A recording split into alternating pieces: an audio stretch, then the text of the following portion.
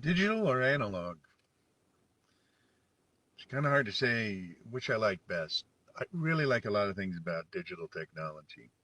I mean, I've been um, working with computers for over 30 years, and I was kind of there towards the beginning of the personal computer, the internet, um, even smartphones and all of that.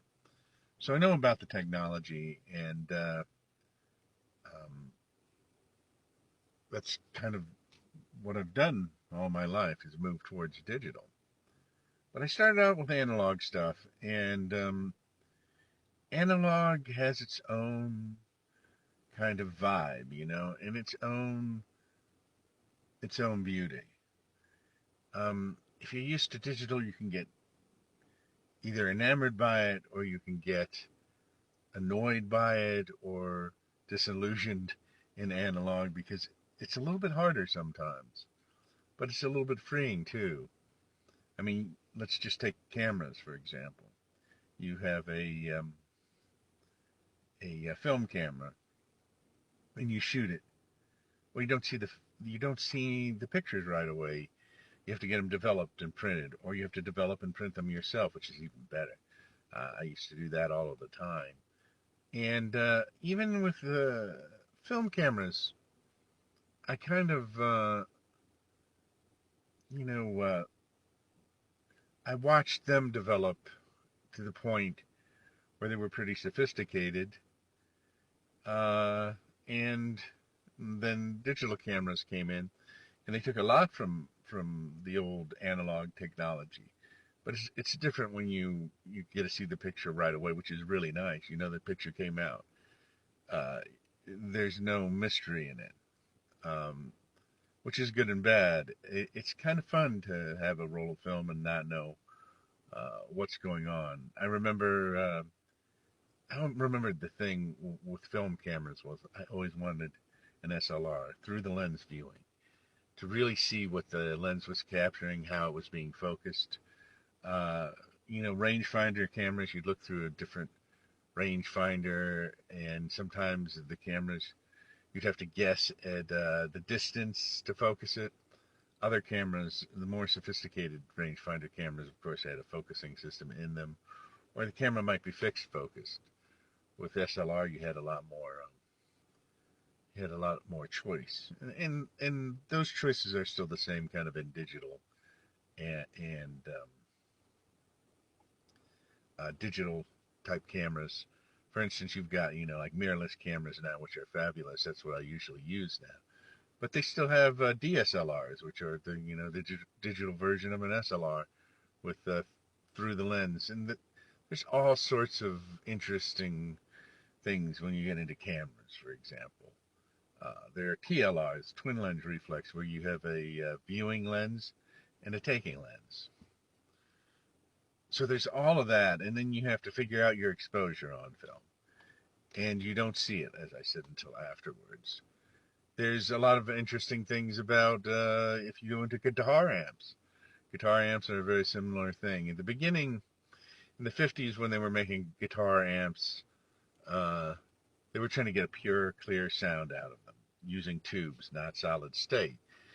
And they discovered the beauty of distortion with that. And so we wouldn't even really have distortion on amps now, whether they're solid state or tubes, without, you know, kind of going through the analog tube phase. In fact, trying to get the analog tube sound out of a guitar amp is a real big and controversial thing because you have modeling amps and different types of amps, but it just doesn't have the same feel to it a lot of times. When you're playing, it doesn't have the same response to the way you when you play on a guitar. So there's that. There's that in the analog world. Um, we go to recording. Digital recording is great. It's really sharp and everything, but sometimes there's something nice about the warmness of recording on a tape deck or reel to reel. Um, and those are and the charm in them is they aren't always as clear and sharp as digital, but they're a little more forgiving in some ways. They're a little more charming in some ways. And so there's all of that. And if you can include things like, you have like an iPad now, and those things are great. You can do all sorts of things with them. But there's something nice about writing in a book, in a blank book. And so whether you write in cursive or whether you print in it, um, I think they stopped teaching writing in cursive, uh, which is a shame. But as long as I guess as long as you print, you can still write. And even if they didn't teach you to write in cursive, you can learn it on your own. I think you probably find a YouTube video on it, I'd imagine, or a book on it. Learn to do that. It's something I think that expands your brain. It's just like it's not as of course complex as learning like calligraphy or something, but I think that's something I never learned was calligraphy, and I think that would have been a good thing to actually probably learn. Things like that are very good to learn, and or learn how to draw. And so maybe the thing is if you're interested in the analog, get yourself a blank book. It can be a very cheap one, or maybe you want it almost kind of as a ritual or symbolically to be a little nicer. Get one that's a leather bound or handmade, or make it yourself even, and start writing in it. Write in it with I really like the gel pens, but you could even go and get an old fountain pen or something if you really wanted to. Uh, just have um, that the feeling of that. And find a pen that speaks to you. So you can start with that. You can go out and you can get yourself a disposable 35 millimeter camera or a cheap 35 millimeter camera that's reusable. Start shooting pictures with that, um, and see what it's like. Feel what it's like. Um, when you get those pictures back from being processed, maybe put some of them in your notebook or parts of some of them. Cut out parts of some of them, put them in the notebook, make it almost like a scrapbook, and then you start to have a different experience of the world. And so that's the thing about analog that I really like, and I think people should experience.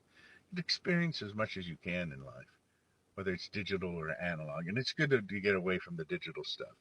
I know I'm around the digital stuff maybe too much because when I was growing up, the analog was everywhere and the digital was the cool thing, and the idea of being able to replicate something or save something or share something over the internet or something that wasn't around when I was very young, and it became available as the older I got, and I really loved that technology, and I still love it. But I keep on thinking, getting drawn back to the analog and what I'm missing, and maybe the ideas I might get from doing some analog notebooks or whatever to do digital things. So they don't have to be. Everything doesn't have to be digital or analog. For example, you could take photographs with a film camera, which is analog, and have them digitized. You still get the experience of shooting with a film camera and having to wait for it to be processed, but you still get the digital images. And the digital images still have the grain on it and a lot of the qualities that you would have in a film camera.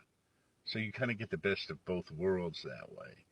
So really, maybe it's a hybrid approach that you're looking for.